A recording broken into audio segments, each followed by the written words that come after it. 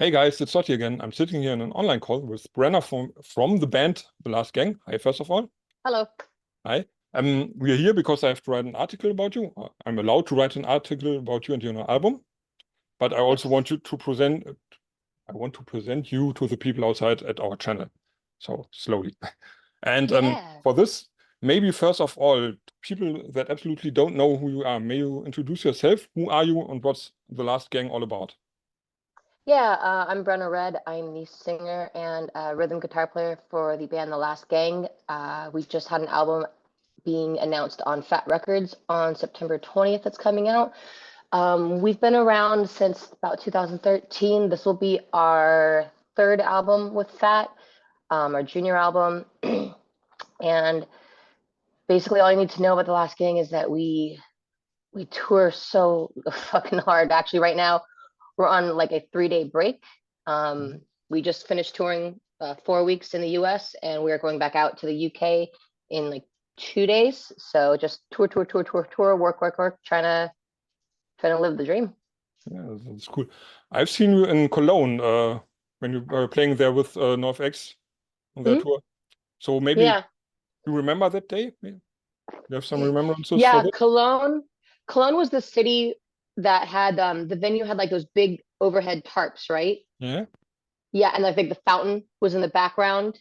Yeah, I remember that.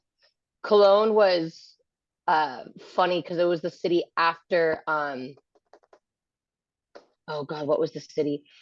But basically it was way more civilized because the show before um everybody, you know how German people are. It was just a party. Everybody was covered in beer because they were throwing their cups and everybody was wasted. No fights though, no drama, just they couldn't stand up. Hmm. The day before Cologne, people could not stand up, and NoFX had to stop their set. Not gonna lie, like 5 or 6 times because people kept falling down and like we're getting crushed, and they're like, "Come on, don't be wasted, stand up." So the next day we played Cologne. He's like, "Wow, you guys, you motherfuckers can actually stand up straight." Yeah, I see. I think it was a Sunday, so maybe people in Cologne have been rather calm, rather tired from the Yeah, weekend. Probably. yeah. Yeah, it was like that. Yeah, but it was a cool show. Remember it, and it was a great day seeing NoFX probably for me for the last time. Do you have any more shows with them on We their have tour now? one more coming up. They're very like done. Last show is a home show for us. It's in a city called San Pedro, which is right by Long Beach, like the docks. And they're doing a weekender. They're doing 3 days. We are playing the first day with them, Dropkick Murphys. Mhm. It's probably going to be in the same day, and then that's the last they're ever going to play is those 3 days. Okay, so I hope you enjoy it and have a good day. Oh, I really will. I had a blast in Europe. I got to sing Laurie Myers and like even play guitar on the decline. Like that's crazy. That's so surreal to playing with no effects at their last show in front of like thousands of people. So I hope I get to do it one last time. I hope that they ask me. If not, it's under my belt already, and I did it in Germany. So I press thumbs, you did it. Press thumbs Yeah, is Daumen drücken in German. So, you know, Damen Daumen drücken. drücken, press thumbs. All right, press thumbs. Yeah, cool. So, and as you stated, now you're going to the UK in 2 days.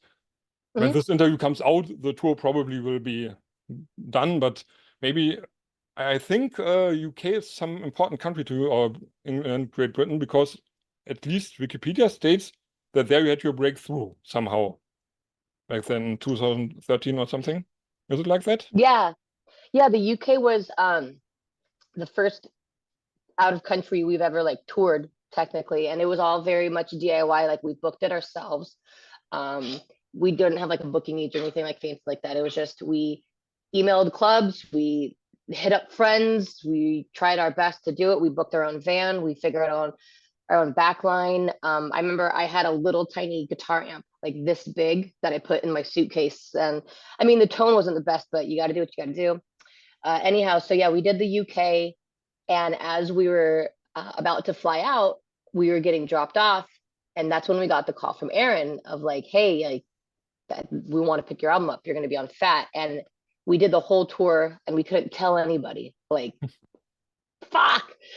So when we landed, that's when we could announce. So yeah, it's kind of a full circle. We're coming back to the UK, you know, with our third album out now. It's going to be coming out on the 20th. So we'll still have about 3 days of shows, 3 or 4 days of shows that we can push the album with. Let's see. So I think the tour will be probably mostly the new album and some old stuff. Yeah, like this this. last couple weeks that we've been doing with the Drowns and Teenage Bottle Rocket, our set list has gotten so big because, you know, we have a bigger catalog now and it's harder to pick what songs to play. So we noticed our set, even if a 45-minute set, we were like editing songs that are like, fuck, I don't know if I want to pull that. And I think more than half the set is new songs from the album, because it's just, not to brag, but I really think it's like banger after banger after banger. Like almost every song is a single. So yeah, there's gonna be a lot of new songs on upcoming sets from now on for sure. And I believe, don't quote me on this, but I'm pretty sure when we go to the UK on the 20th, we're gonna start selling our records. We have some extra with us. We have some limited pressings, some gold ones. So they're going to be kind of pricey because that's all that we get. We're not getting any more than this forever. So we are going to bring some with us. That's all we have. And we're going to start selling them on the 20th. So people in UK are blessed regarding this. Yes. Getting this one. Sorry, Germany. You're my favorite country, but UK is going to get it. Okay. So probably when you're in UK, you say England is my favorite country. No, you can check all of my other interviews and everything. For crying out loud, I have a song called Berlin to Rome. Like, for real, Germany's probably one of my favorite countries. That's why ich lerne Deutsch. Yeah, we talked about this in advance of this interview. So as you have some question about some word in Deutsch, ask me. It's really cool. But what do you like about Germany? So maybe this is a cool question. It's a weird thing to explain. I've had friends have the same feelings in other cities, like when they went to like Japan, the owner of Cortex. God, I forgot his name, owner of Cortex. Andy, Andy went to Japan and he landed and he's like, I feel like I'm at home here and I've been here before. That's the kind of feeling I got when we landed in Berlin for the first time. You know, you're halfway across the world. Your sleep is so fucked up. Your body, your mind, it's not in a place of serenity. And then when we landed and we walked in, I felt so calm and so like at home. It was a weird thing. And like when waking up the next morning and going throughout the city and walking, I felt fearless and safe. It was wonderful. Someplace that I just felt like I could retire there. Yeah, cool. I can understand because when I was young, Berlin was totally my favorite city. I'm from the other side of Germany, but I was traveling there many times, and it has this somehow punk feeling, rock down feeling, even like having this historical feeling for musicians like David Bowie having been there, Nick Cave and stuff like this. It's impressive. And when you go to the small clubs there, and also just the German people are so helpful. Sind sie sehr hilfreich? Yeah. So I you know, just being a foreigner, instead of being like ostracized and on the outside, I just feel welcomed. And like if I had any questions of anything, like, hey, how do I get to here? Or do you guys have change for this? Like everybody's so helpful and like welcoming and loving. And that's all of, for the most part, of Germany that I've been to. It's not just Berlin. That was just the first city I went to.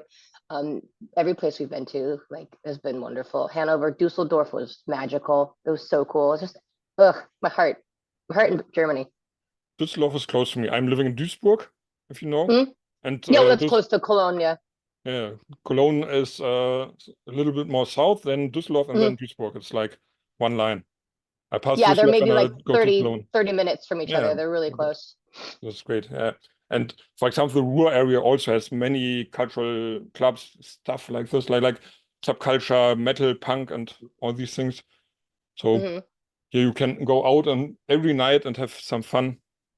It's really cool. And also, like, not just the cities, but like just the countryside is so beautiful. I remember one of the nights that we played, and I forgot what city it was in, but we drove to one of the promoters his mom's house to stay there. It's for free. So we drove like a little bit out of the way to one of the smaller like dorks in the area.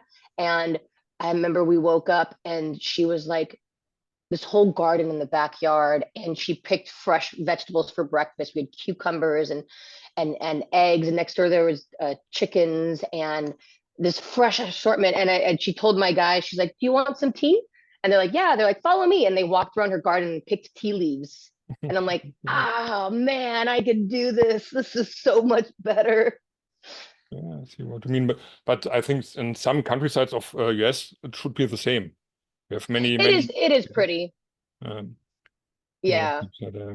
yeah, but I know this feeling, and the thing is, everything here is close. In the US, you have to drive long ways to get to some other place. Here, it's all close, so 30 minutes, and you're on the countryside. I Yep. think this Yeah. something you don't have in most big cities in US. We don't, although I would say in California, we really do have that. And I do love California. I love where I am. Very fortunate to be here and to be able to afford it because it's crazy expensive. But we have, you know, from where I am, you go maybe 20 minutes south to the drive and you have the beach. And then I go maybe half an hour north and I have mountains and snow. And then I get desert and then I get city. So California has a lot to offer. Yeah, maybe one day I will come over and see it again as well. I, Some I recommend it. I know some German label manager who invited me. He said I can stay at his house, so I just have to afford the flight and I have to have the time. That's the more Yeah, problem. of course. Yeah. Time is a problem for me because I'm self-employed. So, but one day Mm. I'll see this. Okay. Thumbs pressed. God bless. Yeah, fingers crossed. Cool. But now I think we should come to your album. You mentioned it. Oh yeah. And it's Obscene Daydreams. Mhm. That's the title. It comes out, as you mentioned, on September 20th. So probably I will publish this video some days after. I don't know exactly, but probably. So people can now see it, download it, buy it, do what they want. So, but maybe first of all, looking at the album, what are you really, really mostly proud of? Um, I'm proud. There's so many things. Like we got this done in a timeline, like a deadline. And we usually the last couple albums we haven't done that. We've had the luxury of just like kind of taking our time, and when we're ready, we're ready.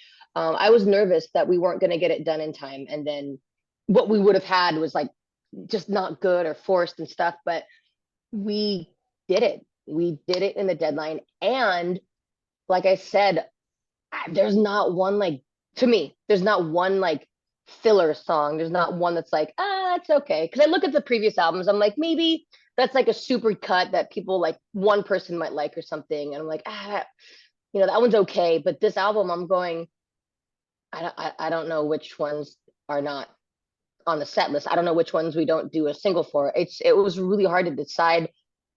I mean, we have four singles, for crying out loud. We had Madness that dropped first, then we had Berlin to Rome, and then we had Rumors that just came out.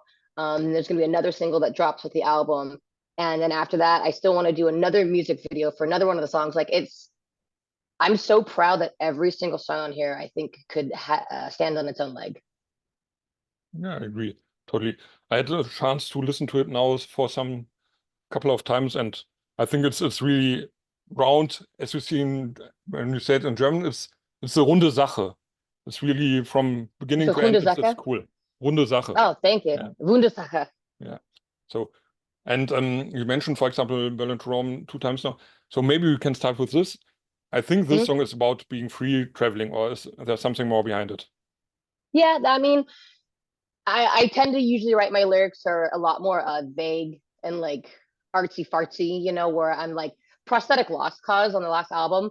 Like that whole thing could be translated to anything that you want it to be. It's so shrouded in like weird terminology. But Berlin to Rome, I was able to write a song that was just more straightforward about like, I love being on the road. It's hard, but I love it. And I need a balance in my life of I can't have too much excessive like this, like being at home, but I can't be on the road all the time because it drives me crazy. Like I need a good balance between it, and the peace that it brings and the calmness that it brings my head while driving like those long drives. Like it's so easy to be in my head for once, as opposed to at home. I'm antsy. I'm like, I can't do nothing. I have to be on my phone. I have to clean. I have to do something.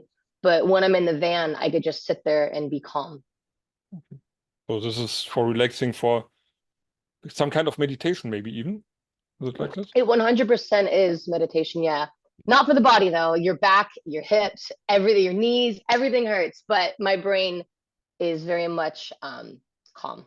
I can totally understand this. But are you someone who parties after a show, or do you say, okay, I have to be calm? So No, I mean, we maybe used to when we were younger. And when we say party, I mean like we would get maybe drunk, like woo, but we wouldn't like stay out till 4 or 5 in the morning. Like we always kind of went to bed. But now that we're like, this is more like we're touring and it's a lot. We just don't do that. And we have friends that do, obviously, get dead. Like we love going on the road with them, but we don't stay out at night with them. We'll say our goodbyes and be like, all right, see you guys in the morning. And then walk back to our hotel room and be like, I don't know how they do that. I would be dead if I did what they did. Our my routine is I on the road, I always have a candle. I have a little bottle of lavender oil, a face mask, and I've now brought some Epsom salt. So if we have a bathtub, and that helps me, just it goes to bed. I feel relaxed. I'm able to do those like 20-hour drives where my joints and my bones are gonna be killing me. So we don't party. We watch South Park in our hotel room. Then we go to bed. so this is the new rock and roll style.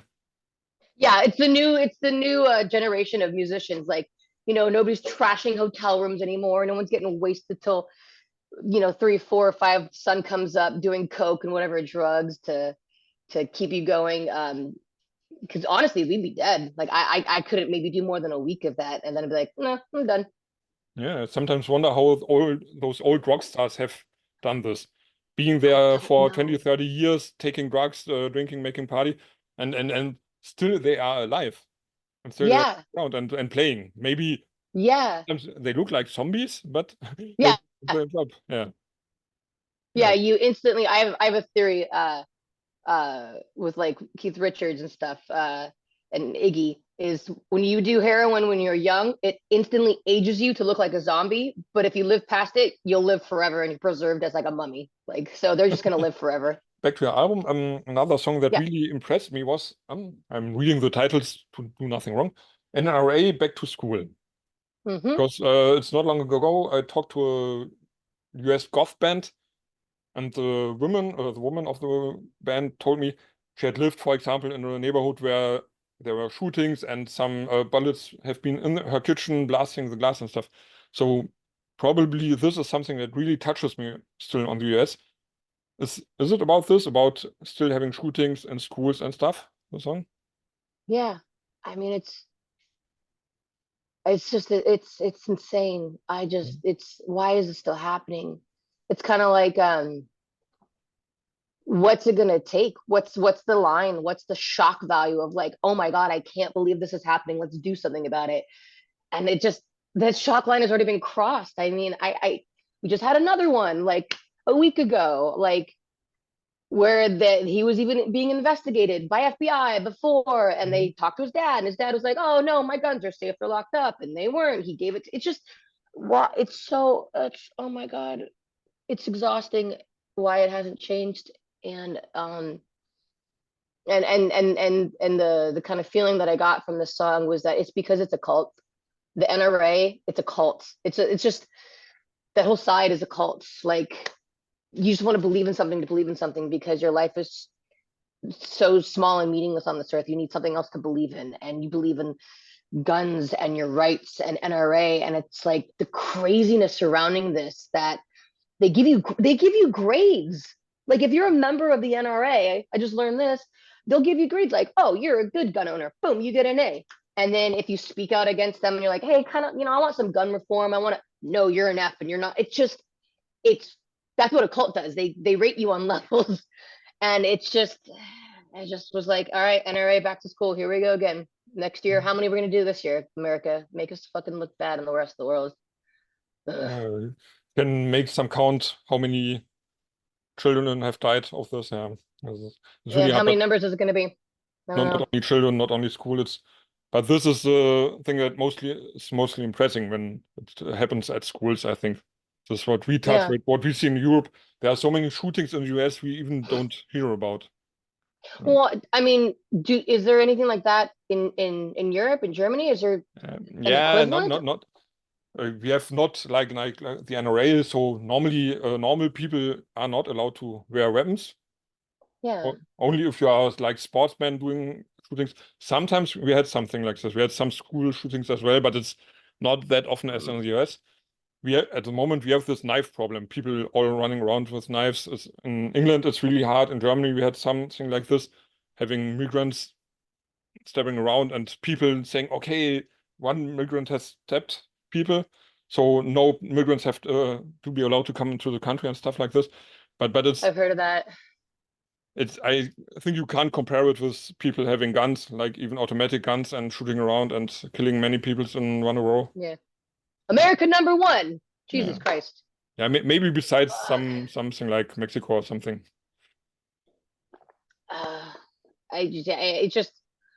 It's asinine. I can't believe it. I can't believe it's still happening. I can't believe it's getting worse. It's just gonna get worse, and we're just gonna all kill each other. But do And you then have that'll be some it. hope that, for example, someone like Kamala Harris can change this, or will it go on forever? I do. Like I kind of say about myself that I'm the most nihilistic optimist. Like nothing's gonna change. We've been killing each other since the dawn of time, since we could pick up a sharpened stick. We have the curse of being intelligent, but we're also animals, and there is a hierarchy in animals. There's alpha, there's betas, and so what we do is we use our intelligence to exploit that, and it's just we're always going to kill each other. But because of our intelligence and our self-realization, we can change things, and people can change things. People can have poignant speeches and move a nation. MLK. We can have just totally destructive, evil people being seen for what they are, and as a world, we stand up and going, okay, we need to fight against this. Like there is a chance for us, but I guess it's not the end result. It's not thinking like, hey, we're eventually going to be gun free or murder free or school shooting free, or we're eventually going to be uh, equality. And it's the struggle to get there is what's important. It's the constant daily challenge to be on the other side of evil or wrong. I don't know what you mean. And I think, for example, the song the Antagonist also goes about this somehow. Yeah. About Again, this fight, good it's and evil, and it happened back then. It'll happen now. Like it's a comparison of the now I'm losing my words in English. The Crusades versus this neo-Christian nationalist movement of like, you're not doing this for God. You're doing this for yourself, and you're doing this for greed and power, and you're veiling it in the guise of a higher being. It's just like the Crusades weren't about spreading. If you believe in any religion, and the Christian religion is about love and equality and washing the man's feet next to you who's poor, and inviting prostitutes into dinners, but like that's the form. Then why do you need to like murder a bunch of people just for your God's name? Because you want to be in power, you want to be in charge of the country, the province, whatever it is. And it's always been that way. It's just religion's a veil for corruption and murder. totally. Me, for example, I'm totally atheist, but I respect when people are believing in something and can and have some religion. But religion often is like a real problem because, as you mentioned, people use it to, for example, press down other people, Yeah, force them it's into used as a something. weapon. Again, because we're animals and we have intelligence and we abuse that and we just destroy ourselves. It's just insane. It's insane. Yeah, I see what you mean. And I think the main problem is we think we are now like civilized nowadays. No, And we look no, for we're not. yeah, but people people think this, and they say, okay, in the medieval times, for example, people haven't been civilized. They've been hard and angry. But when you look at the people, for example, in stress situations, they get back into this instinct modus. Yep. Like that. Yep, yep, Or yep. when they're angry, when they are frightened, for example, they look for someone who are guilty because I'm frightened. Yep. So then they get like animals, like instinct. Mm-hmm. Yeah. Yeah, So, that's the truth.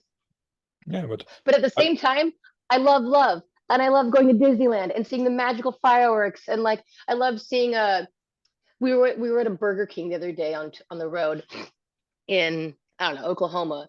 And there were just two bigger, older white couple, male and husband and wife, and they were sitting on the same side of the table at a Burger King, like just being cute to each other. And I'm like, oh, look at that.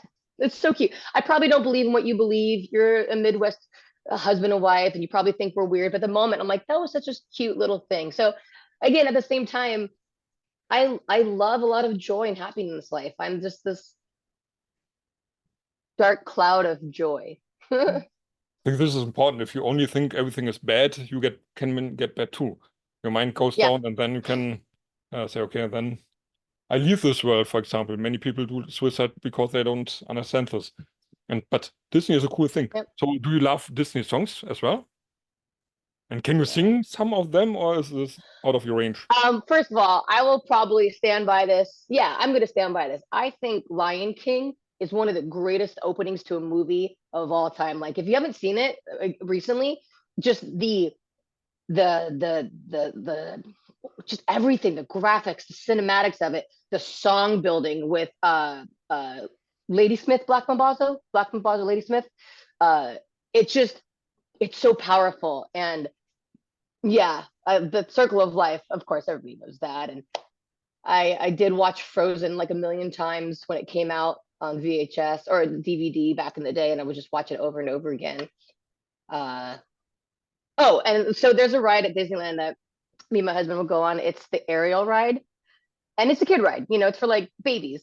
But me and him will go on that ride and just sing our hearts out so loud, obnoxious. I know we're probably annoying some family out there, but I don't care. We're just screaming under the sea as loud as we can.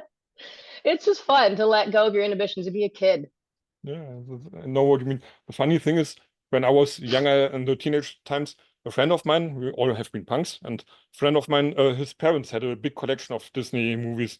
And when they have been out of the house, we always sat there, some beer, and watching the movies up and down. And then like Aladdin or Lion King, for example, Oh, was out then, and yeah. it was really great. Having some beer and looking at some beautiful world. Yeah. Yeah. And just also too, it's an artistry. You know, I make music.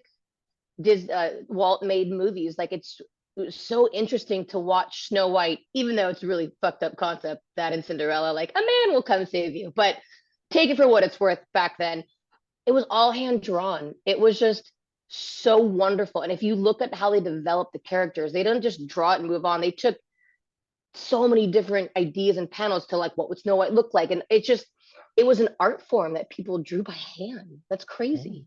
totally. And if you mention, for example, Cinderella, yes, it was like this picture of men and women back then, being Yeah, the princess and the hero rescuing her. But I yeah, think Disney, for example, are one of the companies that started early to do some strong characters as well, some women. yeah. Like yeah, And I mean, I Mulan, know for it's kind of example. cheesy. Oh, yeah. And who knew that would be an icon for like the trans community years? I don't know if they even thought about that. They were just writing a young woman to be strong and hide her. And then again, that's kind of why I like Frozen. Again, like it's cheesy, but I like the concept of, you think this man is gonna go rescue her, this Kristoff guy, and it wasn't. It's your sister. It's the love of another woman, her family. Like that was it was a smart twist. I like that. It was cool. Yeah, totally agree. It's really, and Disney, for example, there I have some Disney books and stuff, and I really love it. Yeah. I mean, we got years to go, obviously. I would love to see way more uh minorities and ethnicities and the LGBT in the forefront, but you know, it's a major corporation. They got money behind them too. They're thinking about their own greed. They're not going to throw somebody up on the screen, but eventually, I think we're going to get there. You know, to see like a queer couple in like a major cartoon movie. That would be really cool. Yeah, totally. And you live in Los Angeles, you said? So I live 5 minutes from Disneyland. oh, So I live in Orange okay. County. Yeah, but also from Hollywood, probably is not set on I that lived part. in Hollywood for a little bit, yeah, So when I was a 20-year-old or something. so just I have to ask you as a young punk woman, did you meet some of the Hollywood guys somewhere on the street, in the shops? Some big Like what, actors? like what Hollywood guys? Like Actors, for example, or something like this? no, not really, because I never, well, when I lived in Hollywood, I really only went to this bar called Tiny's. It was like a local punk rock bar. They had rudimentary peni on the jukebox. I lived with my one of my best friends there, and I never really did like the cool like hipster things because that takes a lot of money. And I was like 20, 21. I didn't have money, so I didn't do all those like cool restaurants and shops and stuff. So I never really saw any stars, but I do see a lot now in the music world and like music shops and stuff like that. I'll see like Adrian Young randomly, the drummer drummer of No Doubt, like, and he comes in with his son, and he's just he's a good dad. He's buying this, like, I wouldn't even know he was Adrian Young if I wasn't in the scene. And he's such a polite man. And a lot of these musicians that come in, you won't even know they're like famous musicians because they're, for the most part, they're not like egotistical dicks. They're just like, I want to get my stuff. This is my job, and then I want to leave. I see what you mean. But I think musicians, for example, most that I met are really nice people and don't feel like I'm better or something. So I Yeah, can imagine. yeah. A lot of musicians that I know are really humbled. Actors, I don't know if I've met any actors. Uh, a friend of a friend knows Kevin Smith. That's kind of the most I know. Oh, Kevin Smith is cool. Yeah, I love yeah, his he's really music. cool. I'm following, he's one of the guys I'm following on Instagram, and I'm always looking. It would be a great dream for me, for example, to interview him one day about Yeah. his music and stuff. So seven, that game, 7 Ways to Kevin Bacon or whatever, how we're tied to Kevin Smith is the guy who did our video for Berlin to Rome, Josh Roush. He's really good friends with Kevin Smith, and they do movies together. Oh, cool. So we're lucky to work with Josh, but Josh also works with Kevin Smith, and what was the movie that just came out at the Agalight show? Wrong Reasons. Josh made his own independent movie called Wrong Reasons that came out at Punk Rock Bowling. They did a preview for. So yeah, that's how we're. The only famous actor I know is Kevin Smith. He doesn't know me though. So if you meet him one day again or something like this, say, hey, there's this guy in Germany who wants to do an interview with you. Yeah, I'll be like, you're gonna go do it. You don't know me, but come on, Kevin, let's go. Josh, make him do it. Great. Would be nice. Yeah, cool. No, but so I think we can come to an end slowly because this was really cool, really much material also for the article. But let's come back once to your album. One song we can talk about, and I think this is a rather positive one, is The Others. I Yes. interpret it like unity, like being different, but we are all the same. So maybe Yeah. you can explain the background of this as well. So I hate this story, but it happened, and it is what it is. We were in Florida, of all places, go figure, playing punk in Drublic, and a fan came up with his girlfriend, lady friend, and they just, want to say, hey, good show, liked your music. And we're very approachable and friendly. So we're like, yeah, we'll talk to you and like say hi, what's up? And we were being cool. And my bass player was wearing an Against Me shirt. And I don't know what sparked him to say this, but he's like, oh yeah, I love it. Against Me, they're pretty rad. Well, before he was Laura, I guess. Or I just like some fucking transphobe stuff. And I was like, do you not know what we are about as a band? Like, we are like, oh my God, why are you talking to us? I don't want to talk to you anymore. Go away. And we politely just was like, okay, well, we're gonna go by. Because there's no change in that person's mind. I'm not gonna fight with him. That's a slow grind that lady has to deal with.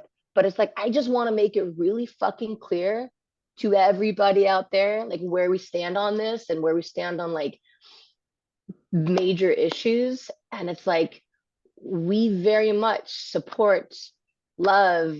I feel so accepted like by the LGBTQ plus community. Like if I'm at work and I see, I'm super biased, I see an older white guy come in, and then I see a super gay young couple, and I'm like, oh, I don't want to deal with the white guy. I'd rather deal with it. Like the chances are us having the same common ground and like talking like a normal person to each other, I'm gonna go towards that person. And it's just I just wanted to make that clear, very, very clear of who we are as a band and who I am as a person.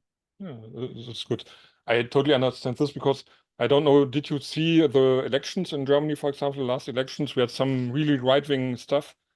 And yeah, I heard about it from our merch person, Enos, how it was first the EU elected somebody in that was far right, and then now Germany was going to go through it, and they passed, and so you guys are going to go through it now. Yeah, and it's like this. And at this point, many musicians in Germany are doing statements like, we don't want to have some right-wing stuff, and we are really against this. We are for an open society and stuff like this. And then you look at the comments and you see how many, even rock fans, metal fans, punk fans, gothic people are like right-wing minded and totally say, okay, no, we don't want to have left politics, or like where you see those transphobe stuff and this. Yeah. It's well, the problem crazy. is it's not politics. It's human quality of life. Yeah. I'm not trying to say that one group of people should be benefited and the other should suffer. It's just we all need to have the same, like, because we are the same. Who you love doesn't fucking matter. Like, oh my God, it's insane. Like, it's not a political thing. It's not a political thing. It's a life thing. I think in Germany, all people do or make it like a political thing because we have this left thing, right wing. And yeah, it's a hard fight, a hard cultural fight at the moment. Like I said, it's not about, for me, in my opinion, it's not about the end result, because I don't think we're ever going to get to a place of 100% perfection. It's about the struggle and the fight to continue to get to that goal, because we're never going to get there, but you can't give up. Yeah, that's totally how I see it. You can't go to the paradise or like the perfect world, a brave new world, but you can say everything I can do to make the world a little bit better is a good thing. Yep, exactly. Cool. So I think now we'll come to the end because, yeah, it was a great talk. Do you have something you want to tell the people outside for free? Some greetings or stuff? To the German people, maybe all in the world. If this interview reaches to anybody in Mexico, we are coming out to Mexico. We are going to be announcing that soon. It's going to be in November. So there are some dates that have been leaked online. So we're going to be announcing that really soon. So Mexico's coming up. If you're going to be in the States, we're on a fly out for the Last No Effect show. We're doing it October 4th. We're playing the first day with Dropkick Murphys. We will have vinyl on us to sell on that day of our new album, Obscene Daydreams. And I just hope everybody loves it as much as we do. Perfect. So thank you. It was a really great talk. Yeah. People outside, thanks for watching. The Last Gang, if you know them, you know they are cool. If you don't know them, check them out. And I say bye and cheers and thank you. Tschüss.